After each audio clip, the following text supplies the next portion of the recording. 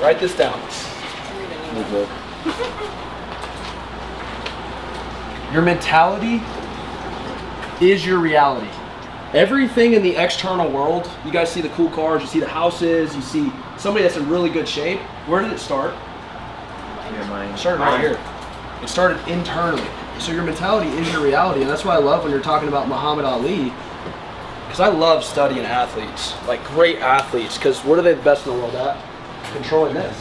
They shape this. That's the difference between all these people. Like, was Michael Jordan the most talented guy in the world? No. He got cut from his junior year team. So when Evan talks to you guys about this guy was the worst, he was a, what did he call me earlier? Anyone remember? Don't tell him. Schmoll. I was the king of the schmolls. That's how bad it was. And I didn't know what a schmoll was until he called me, and I'm like, damn, I guess I was a schmoll. I want to show you guys kind of how this started and how I took this counted out identity, because it wasn't just Evan counted me out. It wasn't Andy said this guy's not cut out for it. You know who counted me out before anybody was me. Yep. Truly. And I flipped that, and everything in my life flipped. And that's what I get excited to teach about, because when you guys are learning these tactics and these strategies, is that stuff important? Absolutely. Some of the stuff that Eric shared with you guys could probably save you 10 years. The stuff that Dakota knows that you guys are trading maybe a few $1,000 or 10,000, or even if it was 100 grand, if that could save you 5 years, is that worth it? Yeah. Oh my gosh. And that's what rich people do. They trade their money for time, versus what broke people do is trade their time for money. So I do want to say, give yourselves a hand for even being in this room and making the investment in yourself. So these strategies and these tactics and these techniques, I would argue, is about 20% of the game. 80% is this mindset right here. I don't care what it is. If you're a life strategy coach or you want to boost your sales in wholesale real estate, it really is that 80-20 rule. The best sales trainer, I would argue, one of the best sales trainers in the world to come in and boost our sales for the day, what does he do? He talks on mindset. So I want to talk about some of the mental shifts that I went through from going from counted out to counted on. So if you look at the screen, I'm going to do my best to screen share. This was me. I was a junior schmoll at the time. So at this point in my life, my whole world was pizza, chicken nuggets, hot dogs. Like, that was my, you could see it. You could see it. Oh yeah. Who grew up chubby? Oh yeah. Anybody? Yeah? This was a tough time of life, because I was average in everything. I was average with my mindset. I was 60 pounds overweight. I mean, I felt so off, because I really was failing at school. I was like not very social. I was like, what's wrong with me? And my mom's a health person. Like, she grew up in bodybuilding, opened a clinic, like all this cool stuff with health. And she was like, I think your blood work might be messed up. Does anyone know what it means to have testosterone levels at 127? That means Nicole's probably higher than me. Like, it was rough. It was rough.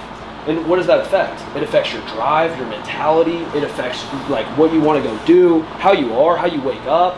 So this time I was really struggling. I think a lot of it has to do with like traumas too.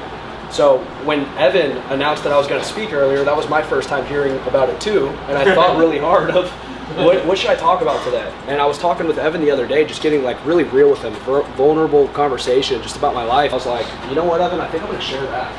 Because I've never really shared that before. I've done YouTube videos, I do Zoom calls every week with our company, and I've never really shared this stuff. It's crazy.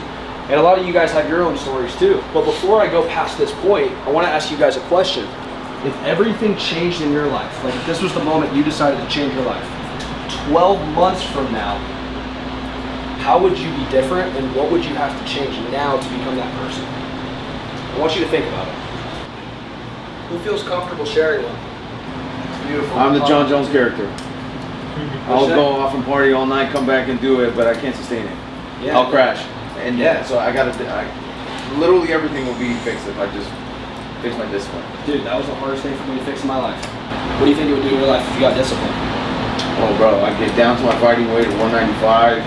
I would, inspire the people around me who need some inspiration for sure.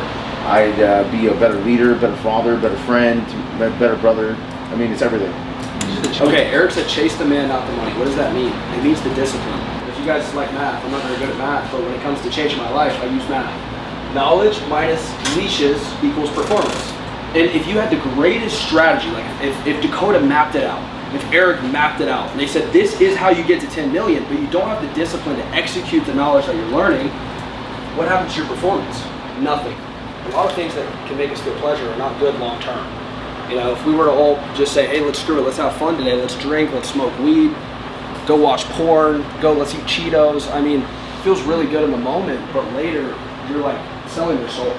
Like you wake up more drained, more tired. That's why when you say about the partying thing, to me that's like a hamster wheel. It's so hard to grow because you have progress for 4 or 5 days. Like you invested your time, your energy, your money, like your life, and then you give it all back, and then you're hungover and you're like groggy and you're not on fire, and it's hard to speak from conviction because you know you're lying to yourself in some ways. There's a lot of people obsessed with these skills, but I'm telling you, that's the foundation. You can have a house built on sand, and it's gonna, when the wind blows, you're done.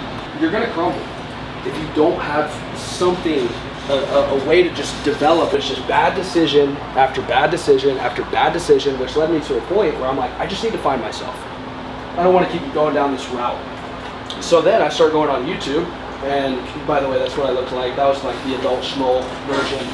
I'm watching these YouTube videos, and I'm seeing guys like Tony Robbins, and then I'm seeing Andy.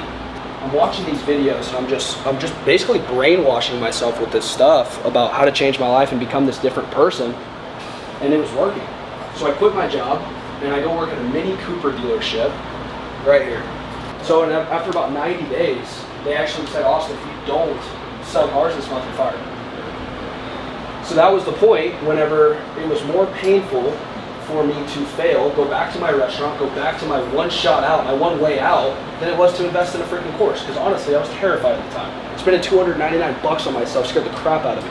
Was it like everything changed overnight? No, it wasn't. Anyone that says that's probably lying. So I end up coming out to this seminar, spent $1,000 after the 300, but I saw the 300 pay off, so I'm like, okay, this is good for me. So I start coming out to these things, and I mean, you could ask Evan, I came to 13 in a row. So it motivated me. And then I cut the weed out. I cut the freaking porn out. I cut the junk food and the lying to myself and like the lack of discipline and all this stuff. What do you think happened to my numbers in the car sales? Woo! It went up. But it was truly just from changing my life. So much so that I'm like, Dad, you got to come out to one of these seminars with me. And he's like, no, I'm good. I'm like, Dad, come on. It's like my favorite thing. He saw me changing my life, and he's like, yeah, I've been to a lot of sales trainings. I've done stuff like that before. It's just not for me.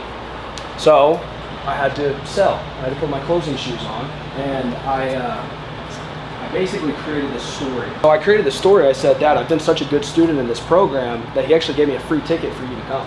Because I knew if I spent the money, he would say refund it. So I secretly bought him a ticket, and I say, Dad, I got this free ticket from being awarded the greatest student. You got to come with me. And he was like, oh, all right, fine. Whenever we're here with me, my dad, and Andy, he goes, dude, one day you're going to work for this guy. He saw something in me that I didn't even see. So shortly after that, I came back for my birthday, and I was sitting in one of these seats, and I remember Ian, I don't remember which one, because I couldn't tell the difference at the time. But now I can hear their voice in a different room, and I'm like, oh, that's Evan. Yeah. But I think it was Ian.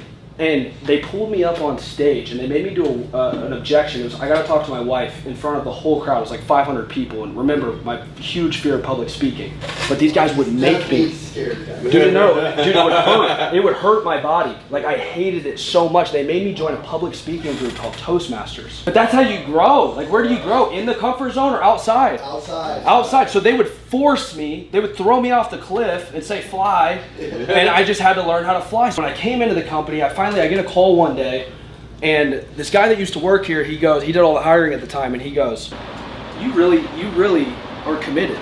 Like I've seen you grow, I've seen you change, but like, dude, I'm super proud of you. I just want to tell you that, which made me feel good because these guys are my mentors. And then I said something like, yeah, dude, if I could spend every single day of my life with you guys, I would. And he goes, you mean that? And I'm like, yeah, absolutely. He goes, well, no promises, but we're actually growing the team. We might actually be interested in hiring you. It's not my decision. I'll have to talk to the team about it, but you know, you've been really committed. We've seen you grow. We've seen you change. Are you serious about coming down here? And I said, dude, I'll quit my job right now. Next day, another day at the dealership, and then I get this phone call from this number I didn't have saved in my phone. And it was the guy that does all the hiring, and he goes, hey man, I heard you want to work here. Okay, so how soon do you want to come out here? And I said, I'll be there tomorrow. And he kind of laughed. He was like, are you serious? I'm like, yeah, absolutely. And then he goes, all right, I'll send you the address and see when you get here.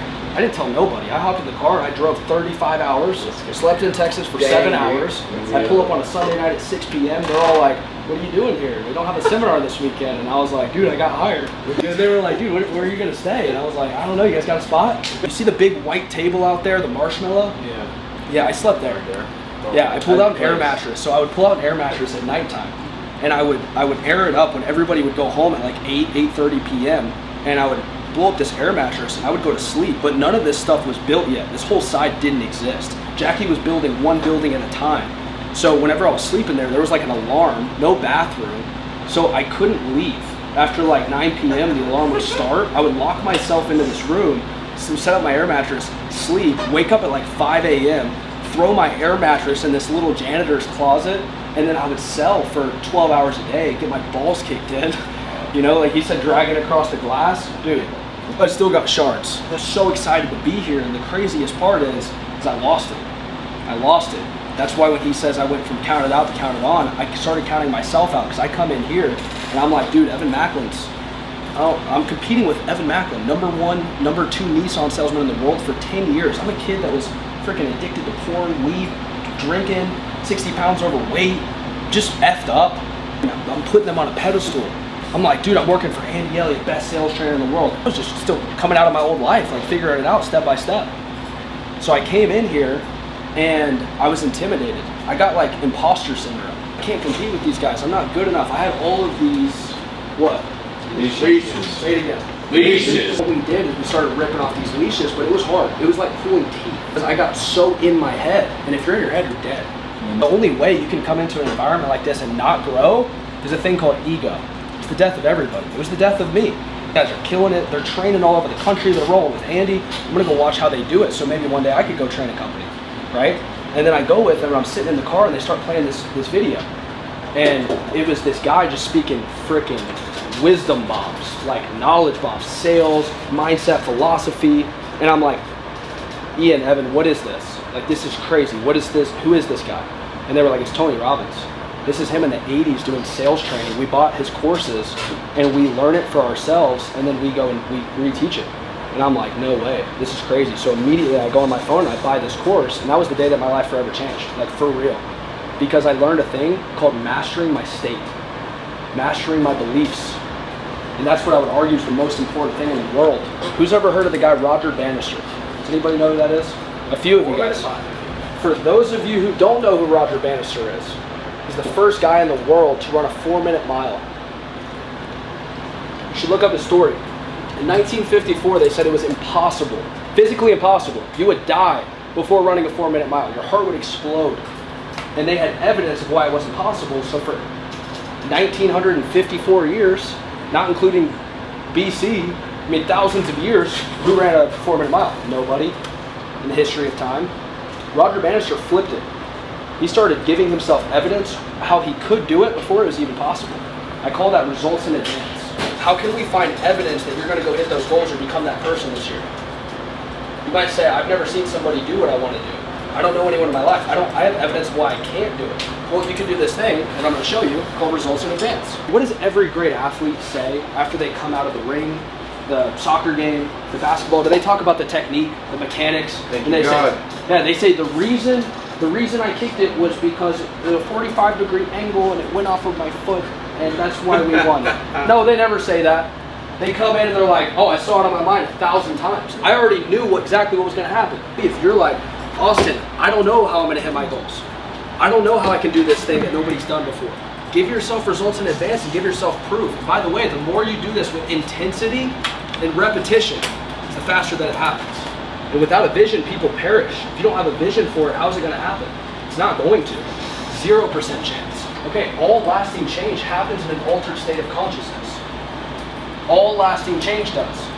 You can't go into the same problem with the same mindset that got you in the problem and fix it. That's insanity, right? We have to change our perspective. All lasting change happens in an altered state of consciousness. This is why we go to seminars. This is why we get loud. This is why we do things to change our body and move. And Evan's like, stand up, 2 clap. Has he done the 2 clap with you guys? Yeah. Okay, 2 clap. Oh, what? Evan didn't teach you the right 2 clap. We do the 2 clap and then we do the Ric Flair. Woo! 2 clap. Woo! 2 clap. Woo! Okay, you feel the energy shift in that? Yeah. Stanford does this study and they say, hey, we want you to change one thing. And they're like, okay, like diet? Nope. Antidepressants? Nope. Meditating? Nope, not even that. You're going to go into the mirror and you're going to change one piece of your physiology and you're going to smile. You're going to smile at yourself. And guess how many of those people were depressed after that 30 days? 0. That's why physiology is so important. And this is why when I go train sales teams, I really don't talk about objections, word tracks, closing, holding gross on your deal. That stuff's important, but this is the fastest way I could change a company, change a leader, change somebody's life, and this is how I change my life, right? So physiology, incantations, results in advance, and the last one I'll share with you guys is questions. Questions are super important because it shapes where that focus actually goes, right? What did I say earlier? Where focus goes, energy flows. Yeah. Questions are how you can shape that. Because if you ask yourself, why is today going to be difficult, when you find the answers? Yeah. If you ask yourself, what am I sad about right now, when you find the answers? What if you flipped it and you said, what am I grateful for? Who do I love? What's important to me? Why is God giving me grace today? What am I excited about in my life today? What am I happy about? Right? If you ask yourself these questions, you can reshape it so fast. I started being a positive influence on my team, and I started shifting their states, and then we would all go make more money and be happier. And then what do you think that did to me as a person of influence on the team?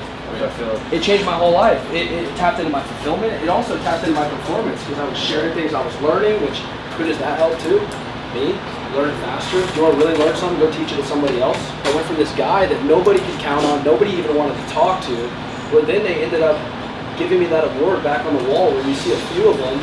You'll see the spine for one of our guys on our team. You see the lungs for Ian and Evan because they breathe fresh life into the company. That one in the middle is a liver. That's my award, the liver award. Because I would eat this liver to boost my testosterone, which I went from 127 to 1,000, which is higher than most people on TRT. Just a lot of liver? stuff. Yeah. I started impacting like maybe some of the junior members on the team that were really struggling and they didn't know how to shape some of these things. And I would take them out on the catwalk and I'd say, you're going to do a power move. They're like, what's a power move? I'm like, you're going to walk around and you're going to feel like you're winning and you're going to go, yes! You go, yeah, baby! And then they go get on a sales call and they're like, bro, I just closed the deal. I'm like, yeah, did the training change? Did the lead change? What changed? They're like, how I felt. I'm like, exactly, bro. That's what we got to give to people. Because again, you can't give something to somebody you don't have. You can't give them fulfillment if you're not fulfilled. You can't allow them to experience joy. Like, when do customers buy? When they're in a good mood or a bad mood? When they're in a good mood. You can't put them in a good mood if you're freaking thinking like crap. I wasn't the top closer. I'm not the top revenue guy. That wasn't my place. I'm not the most jacked guy. But what I did do is what Dakota did. I kept showing up every freaking day. And you know what he said separated him from all those top closers? The mindset. That's what you said. I went from a guy who was basically on the way out, Evan was about to fire, to Andy calling me up on Zooms to role play with 200 customers on a Zoom call to train companies, to be on stage behind him, to represent the brand, to get to travel with him, and just be counted on. And that was the best feeling of my life. It changed my life. Let's roll it. Come on. Who wants to do the first power move? Yes. Come on.